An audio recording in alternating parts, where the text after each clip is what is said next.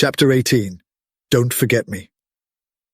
Sarah Jane and Waterman were searching the posh offices on the penthouse floor when the doctor's holographic image, complete with sunglasses, appeared from her sonic lipstick. "Basement, sub-level 2, he said, and disappeared. Waterman and Sarah Jane looked at each other, then hurried to the stairs. On sub-level 2, they found an open set of double doors and a large control room inside crammed with equipment. The doctor was standing with his back to them, looking down at something.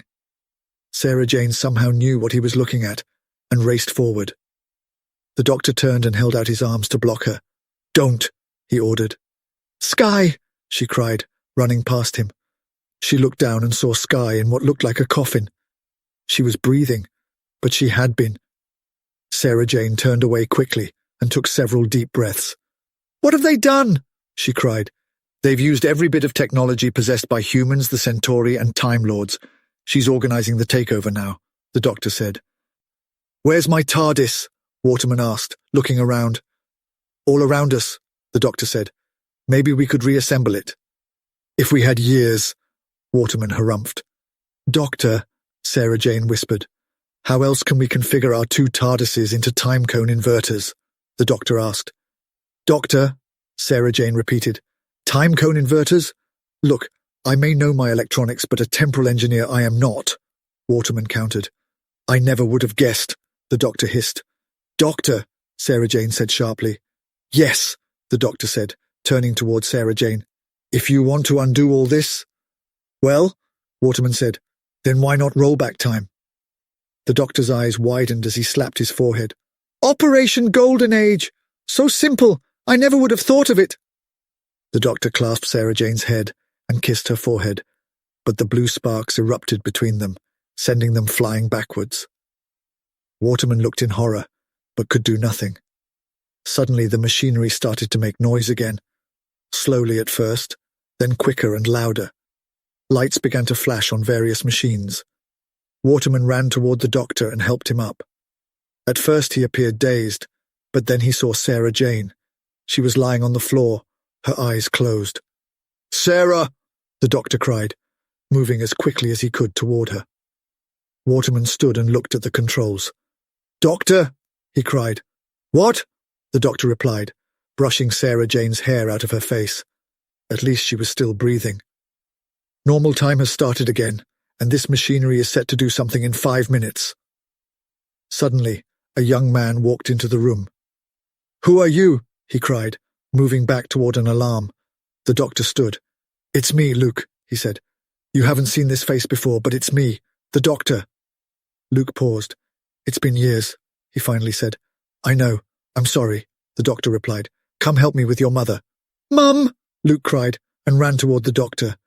He saw Sarah Jane on the floor, who was slowly coming to. "Mum!" he repeated as he knelt down. "Luke!" Sarah Jane said softly. "I'm sorry, Mum. They kidnapped us, forced me to help, or—" Sarah Jane smiled and held his face. "It's all right. I understand." Slowly, and with Luke's help, she sat up. "Doctor," Waterman repeated, "we've got a power surge on our hands." "They're about to push their pods 2 years into the past," Luke said. "And that's how they complete their invasion of Earth so quickly," the doctor said. "All of the crenoids grow in secret, then coordinate a surprise attack. Luke, lock the doors." Luke looked back at his mother, who was sitting up and rubbing her head. "Hurry," the doctor repeated. Sarah Jane smiled at Luke and nodded. Luke did as he was told. As the doors closed, alarms went off all over the building. "They're on to us," the doctor said, looking at another control panel. "Security will be through that door soon." "Yeah," Luke said. "Whole platoons of people on the crenoid side." "I wish I'd never left Gallifrey," Waterman muttered. They felt a rumble as the building shook. "As well as a crenoid outside, eh?" the doctor asked. "We call him Big Al when he's not around," Luke added. "He hates us. All of us." The doctor turned to Sarah Jane and helped her to her feet, then to a chair. "Sit for a moment," he said, with his best, most affable smile. Sarah Jane rubbed her head and tried to smile in return. "Now listen," the doctor said to Luke and Waterman. "We haven't much time. Luke, do everything you can to keep them out. especially the crenoid. Luke nodded and turned to a computer terminal near the door. He began bringing up the security system and closing as many doors and windows as possible. Then he electrified every gate. "If we're lucky," Luke said over his shoulder, "they'll never reach us down here." The doctor turned to Waterman. "The rollback needs to reach the moment you landed on the Centauri spaceship, plus shed any excess Artron energy." "With this equipment?" Waterman replied incredulously. The doctor looked at Sarah Jane. Waterman followed his gaze. "What you're trying to do, it can't be done, Doctor." The doctor looked back at Waterman.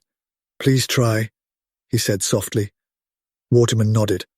"Right," he said, and began to work at the temporal control board.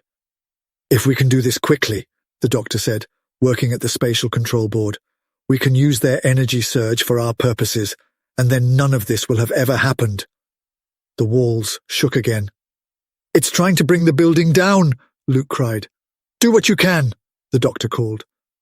Sarah Jane stood up and looked down at Sky. She seemed half-human now. Wires had been implanted throughout her body. Most of them ran to what appeared to be a large mainframe. Sarah Jane walked over to the machine and touched it with the palm of her hand.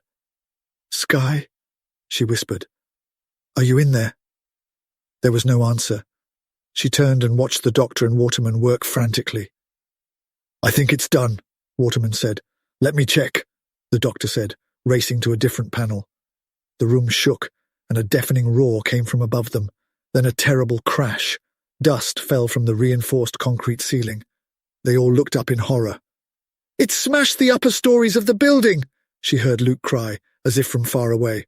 "We're sealed in." "Start the rollback," the doctor ordered Waterman. Waterman reached for a button, but the ceiling suddenly gave in, and a chunk of ceiling hit Waterman in the head. He went down. Sarah Jane couldn't see what happened to him, but the doctor saw and was horrified. Luke stood up. "Mum!" Something crashed against the ceiling, and the shock threw Sarah Jane to the floor. When she stood, she saw several tons of rubble where Luke had been standing. The doctor lay on the floor, his head bleeding. Sarah Jane ran over to him and took out her sonic lipstick. "Will this work?" she asked him. "Let me," he ordered, and tried to sit up. "I can keep you from—" But there was another crash, and another part of the ceiling collapsed. Sarah Jane took the doctor's hand. "I know why the TARDIS allowed us to land here. I know what this day is," she said. The doctor's eyes widened. "And we don't have much time." "No," he cried in a feeble voice. Sarah Jane leaned forward and kissed the doctor on the forehead. The doctor tried to hold on to her, but Sarah Jane moved out of his grasp. She turned toward the control panel, activating her sonic lipstick. The temporal rollback began. "The Artron energy you've absorbed. The rollback won't disperse it," the doctor cried, but the rollback drowned out his voice. "I can't stop you from—" Sarah Jane turned, knelt by the doctor and smiled. The entire room was pulsating with energy, and the ceiling vibrated as the crenoid continued to smash at the roof. She was about to say, "It wouldn't have worked anyway, Doctor," but there was no time for that. Instead, she took his hand and repeated, "Where there's life." Then the power began whining louder and louder. The doctor couldn't hear her as she added, "Don't forget me." And then time itself began running backwards. Chapter 19. Every ending has a beginning. The Centauri ship was out of control and spiraling toward Earth, and the captain and two co-pilots braced for impact. An alarm sounded. "We've hit the outer atmosphere," said the second officer as the craft began to shake. Then a human, or what appeared to be a human, opened the hatch and stepped onto the flight deck. They turned to look at him. "Hello," he said in a cheery voice, waving at the three of them. "Who are you?" demanded the captain. "How did you get on board?" "Intergalactic Rescue Services," Waterman said with a smile. "We have our little ways. Look, I can save you and your ship at no cost but you'll need to dump your cargo into the atmosphere." "But it'll burn up," the first officer replied. "Exactly," Waterman said with a smile. "You know what import restrictions are like on backwater planets." The captain looked at his crew, who nodded in agreement. 5 arms moved at once, and their cargo was gone, burned to dust. It was noon, and the pub was more than half full. Andy Kent had just brought 2 orders of fish and chips to a table when a blonde woman walked in. D.S. Redmond saw Andy and smiled. They kissed on the cheek and walked back toward the bar. Redmond sat next to an eccentric-looking man wearing a large hat. He was nursing a cider with a worried look on his face. Andy moved to the other side of the bar. "Just the usual," Redmond said to Andy. "Yes, officer," Andy replied, pouring a gin and tonic. The eccentric man turned to Redmond. "Are you a police officer?" "Yes, sir," she said, assuming her professional air of authority. "Can I help you?" "Well," the man began. Andy stopped and listened. "A friend of mine lives in Arizona and wants to send me a cactus. Are they legal to import into this country? I mean, can a British subject be arrested for importing a cactus? The man was completely serious. Redmond searched for the words but couldn't find any. She turned, open-mouthed, to Andy, but Andy just covered his smile as best he could and walked back to the kitchen area.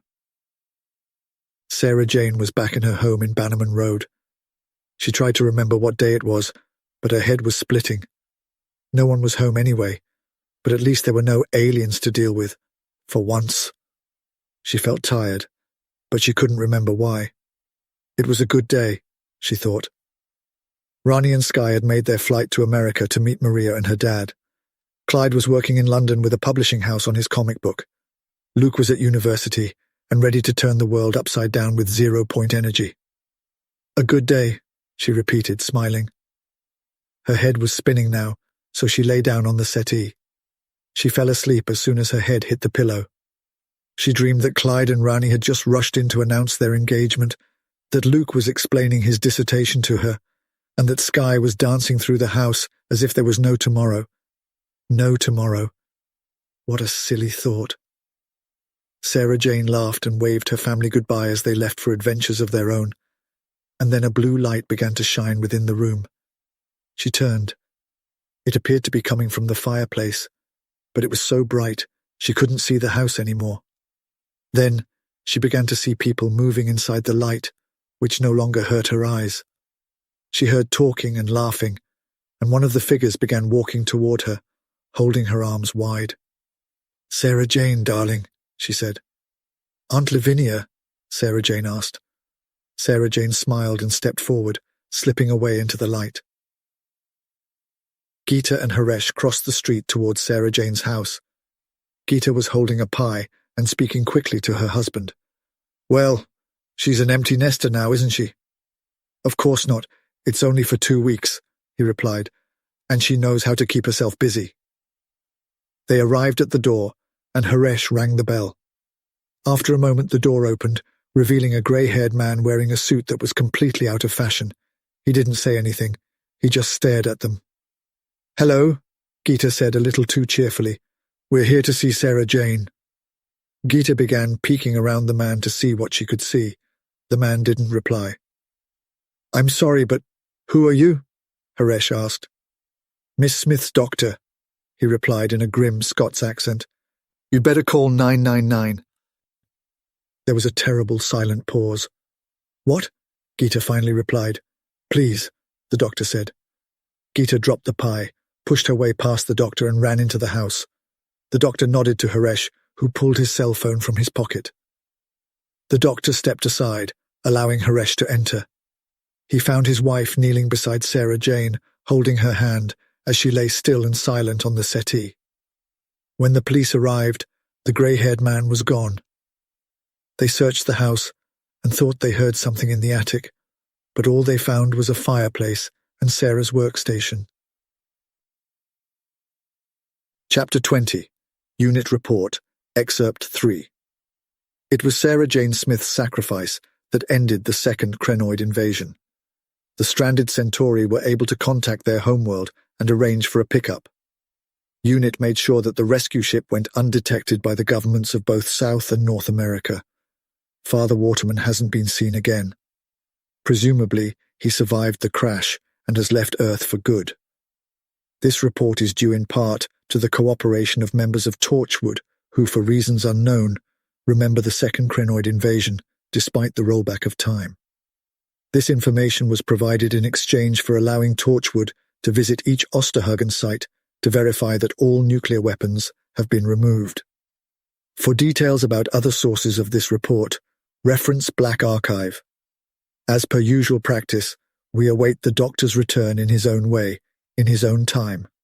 Report submitted to Kate Lethbridge Stewart, by name redacted.